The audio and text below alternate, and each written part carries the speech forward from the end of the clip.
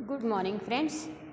आज हम हमारा हिंदी का 21वां पाठ क्रांतिकारी शेखर का बचपन ये पढ़ेंगे, जिसके लेखक है सच्चिदानंद हीरानंद वात्स्यायन।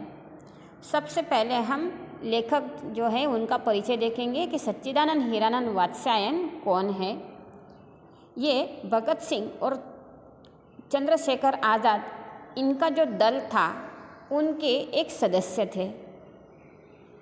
तो इसीलिए इन्होंने चंद्रशेखर आज़ाद को करीब से जाना था। इसलिए इन्होंने आज इस पाठ के ज़रिए हमें इनके कुछ स्वभाव का वर्णन यहाँ पे किया है। हम आज ये लेसन यहाँ पे पढ़ेंगे। सबसे पहले इनका परिचय देखें। आधुनिक हिंदी काव्य धारा में नई कविता के प्रमुख कवि एवं बहुचर्चित उपन्यासकार के रूप में अग्नेय जी का नाम एवं प्रदान उल्लेखनीय है। यहाँ पे एक उपन्यासकार के रूप में अग्नेय जी इनका नाम है और सच्चिदानंद हीरानंद अग्नेय इनका नाम है। बाद में इनके पिता ने वात्स्यायन नाम किया है। तो ऐसे ये उस समय भगत सिंह के दल में शामिल थे। इन्होंने बहुत सारी नई कविताएं लिखी हैं और उनके उपन्यास भी बहुचर्चित है। बहुचर्चित इसलिए कि ये फेमस है, बहुत प्रसिद्ध थे। इन्होंने जो भी कुछ लेखन साहित्य किया है तो वो बहुत प्रसिद्ध थे। ऐसे ये जो लेखक है उनका जन्म 9 मार्च 1911 में कस्बा में हुआ।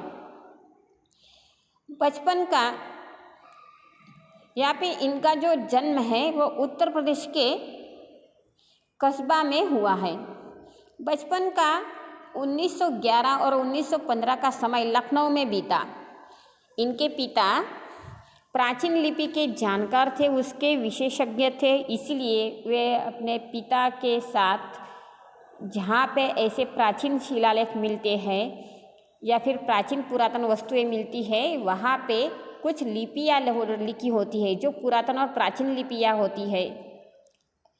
વિવિધ ભાષા શૈલીમાં લખેલું હોય છે। તો એવી રીતે જે પત્તરો છે અથવા જે શિલાલેખો છે અથવા જે મંદિરોમાં લખેલા હોય છે, મોટી મોટી ઐતિહાસિક ઇમારતોમાં લખેલું હોય છે, તો તે ભાષાનું ઉકેલવાનું કામ, એટલે એને જાણવાનું, એને સમજવાનું કામ એમના પિતા કરતા હતા। એમની એવી નોકરી હતી।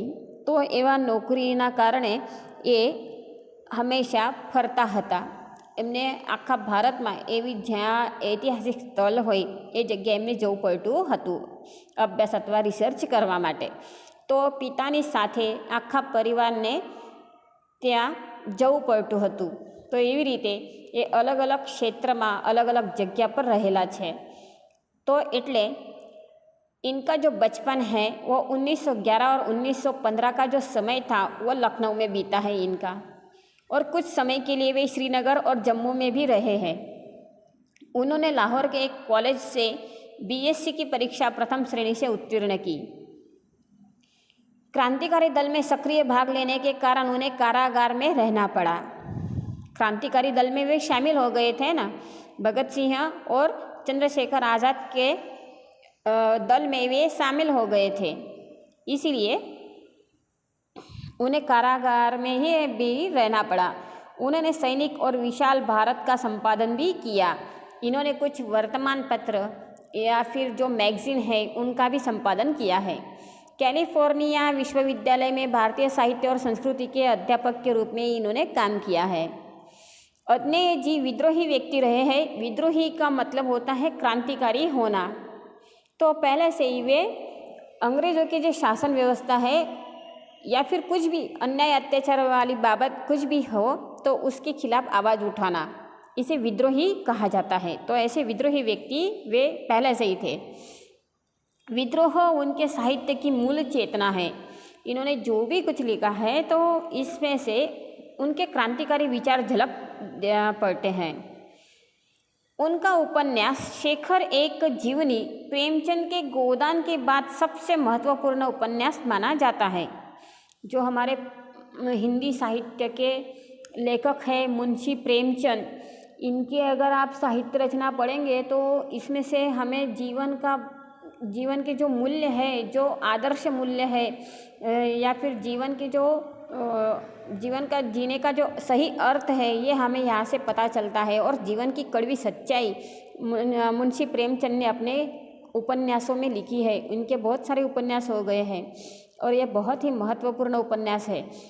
इनके बाद में शेखर एक जीवनी, ये उपन्यास महत्वपूर्ण माना जाता है, जो सच्चिदानंद ने लिखा है। इसके अतिरिक्त उन्होंने नदी के द्वीप और अपने अपने अजनबी उपन्यास भी लिखे हैं। वे हिंदी कविता में प्रयोगवादी आंदोलन के प्रवर्तक माने जाते हैं। इन्होंने अपने जो हिंदी कविताएं हैं उनमें प्रयोगवादी आंदोलन, इसके वो प्रवर्तक माने जाते हैं।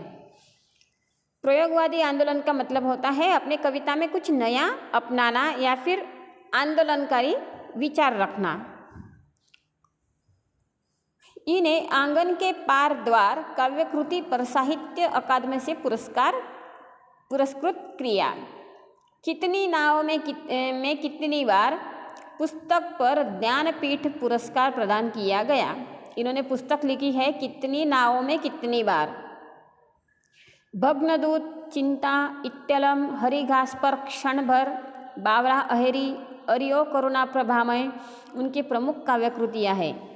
उन्होंने तार सप्तकों का भी संपादन किया है।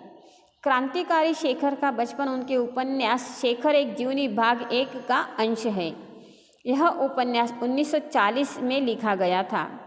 बचपन से लेकर कॉलेज जीवन तक का जीवन विचित्र है। शेखर का जीवन दर्शन स्वातंत्र्य की खोज लक्षित है, वह लील पर चलने वाला नहीं है।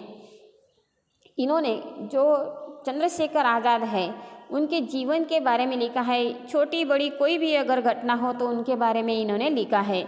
और हर जीवन की जो भी उनकी कुछ घटनाएं हैं तो उनमें स्वातंत्र्य की खोज ही हमें पाई जाती है। क्योंकि चंद्रशेखर आज़ाद ये जो ब्रिटिश का शासन था, उसके जो अन्याय अत्याचारी जो शासन था उसके खिलाफ आवाज़ उठाते थे। और बचपन से ही इनके मन में अंग्रेज़ों के प्रति बहुत ही घृणा थी और तिरस्कार था, असंतोष था, तो वो बार बार झलक पड़ता था। तो बचपन से ही शेखर जो है वो क्रांतिकारी विचार रखते थे। तो इन्होंने अपने उपन्यास में इनके बारे में लिखा है। तो इसीलिए हमें शेखर का बचपन या फिर शेखर के स्वभाव के बारे में या फिर उनके कार्यों के बारे में जानकारी मिलती है। आज इस पर एक सीरियल भी बना है, चंद्रशेखर आज़ाद नाम की एक सीरियल आती है। तो वो इन्हीं के ज़रिए यहाँ पे हमें देखने को मिलती है। शेखर का बचपन क्रांतिकारी विचारों से अभिभूत था। वह ब्रिटिश शासन का जबरदस्त विरोधी और स्वदेशी चीज़ों का चाहक चंद्रशेखर आज़ाद बचपन से ही क्रांतिकारी विचारों से परिपूर्ण थे।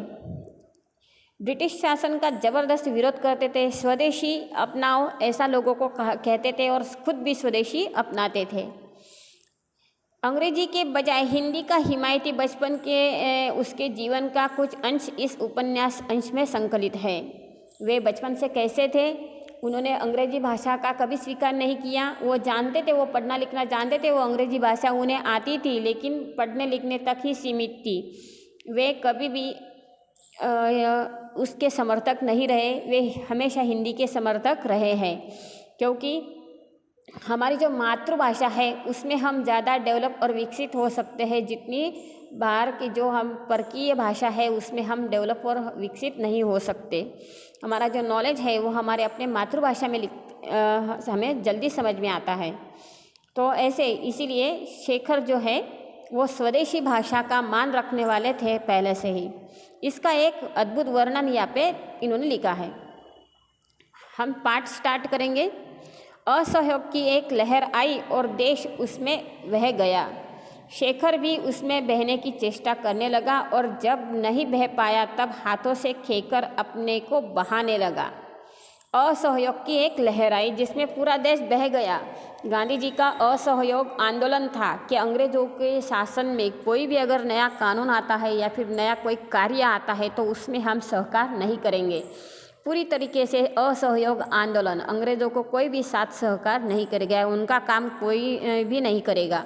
इसीलिए ये असहयोग आंदोलन गांधी जी ने चलाया था और पूरा देश इसमें एकजुट होके मिल गया था और साथ हो लिए थे गांधी जी के।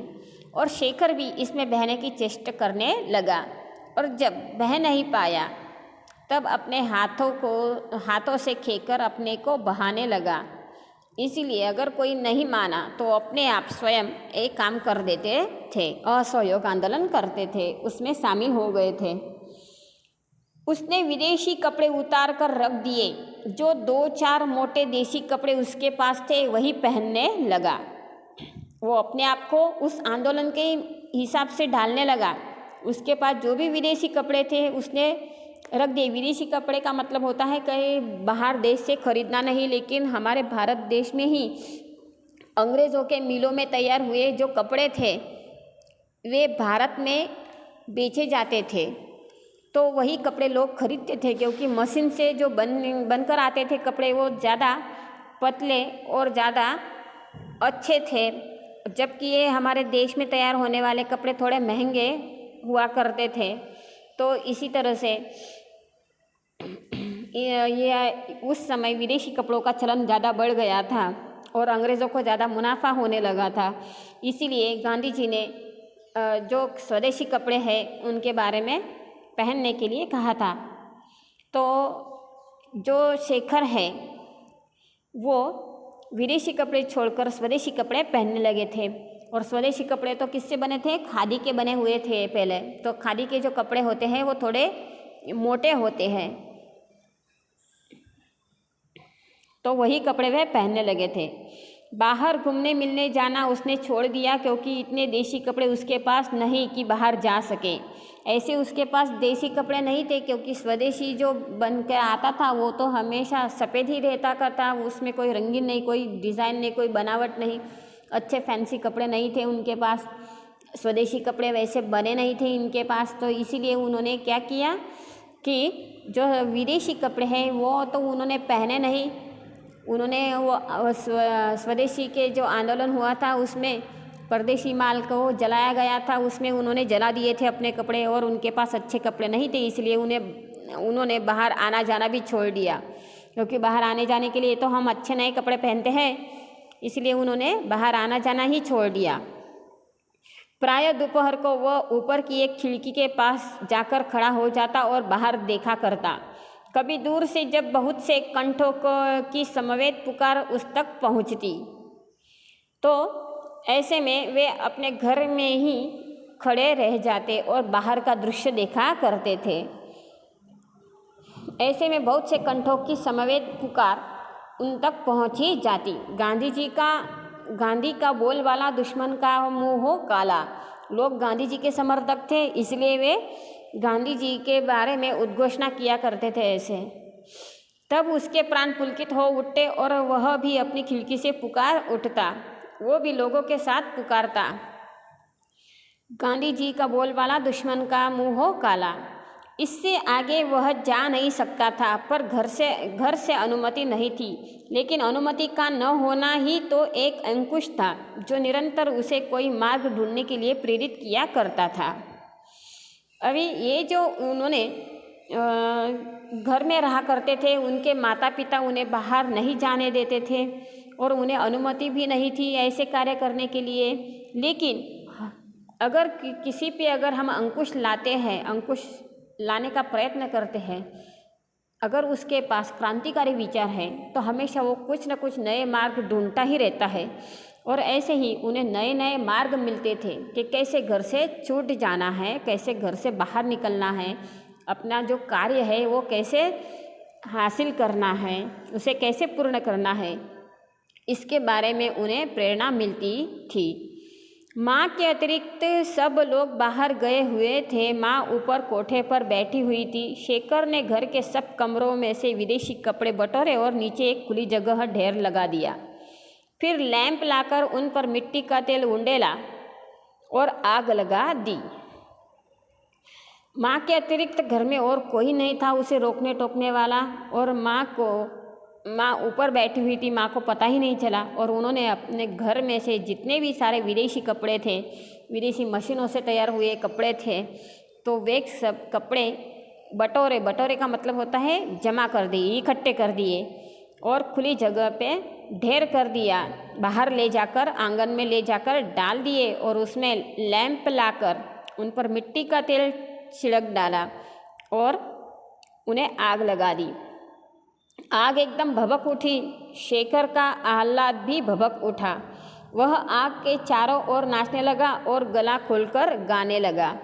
ऐसे वे आग के, जैसे हम होली मनाते हैं तो होली के समय जैसे हम आग जलाते हैं और उसके चारों ओर लोग नाचते गाते हैं, तो ऐसे वह नाचने गाने लगा। गांधी का बोलबाला दुश्मन का मुँह काला। थोड़ी देर में माँ आई और थोड़ी देर में शेखर के गाल भी मानो विदेशी हो गए, जलने लगे। माँ ने जैसे ही देखा कि इसने कपड़े जला दिए हैं तो माँ ने उनके गाल लाल कर दिए, लेकिन ढेर राख हो चुका था और वैसे कपड़े जल गए थे। शेखर के मन में विदेशी मात्र के प्रति घृणा हो गई।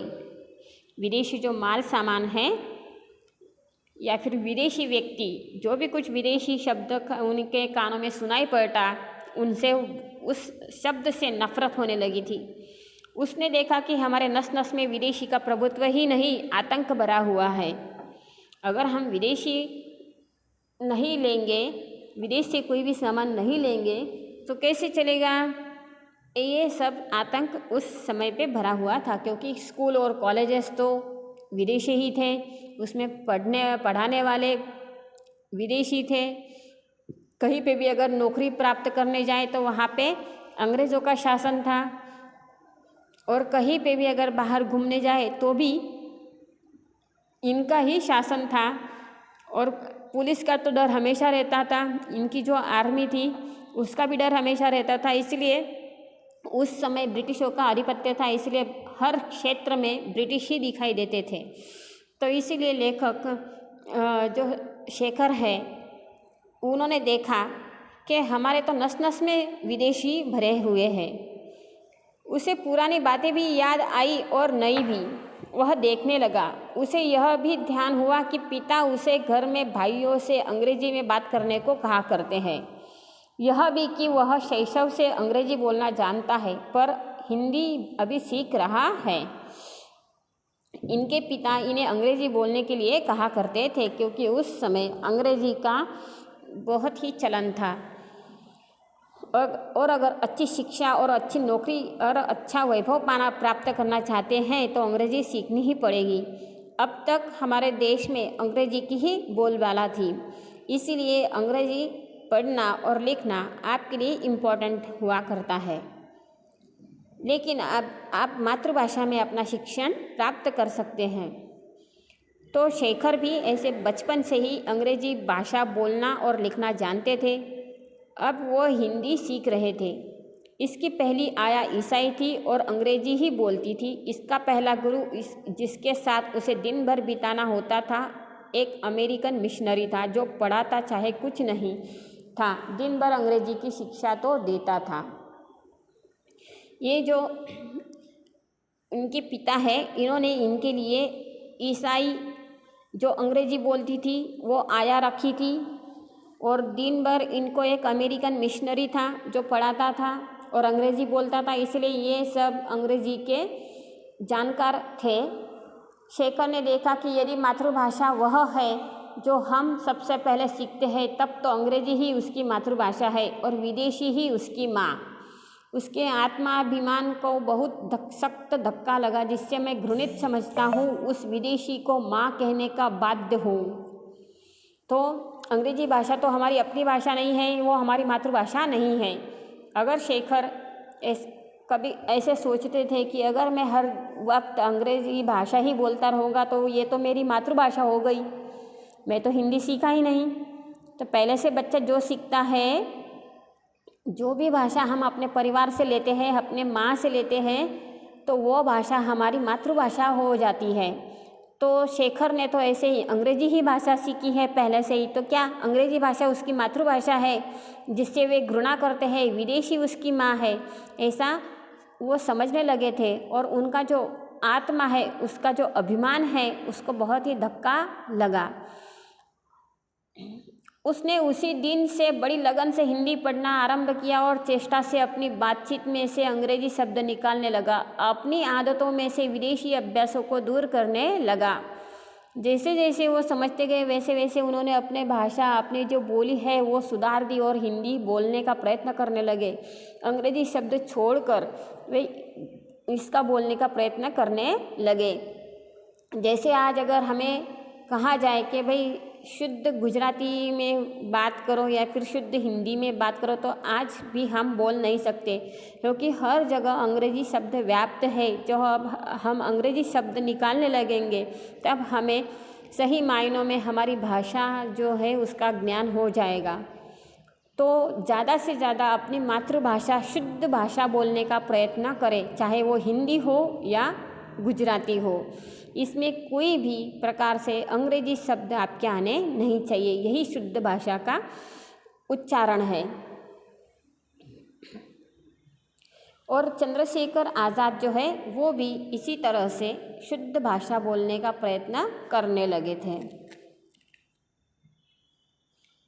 हम जो शेष पाठ है वो हम नेक्स्ट लेक्चर में शुरू करेंगे। तब तक आप जो ये लेसन है वो रीड करते रहें। Okay, bye.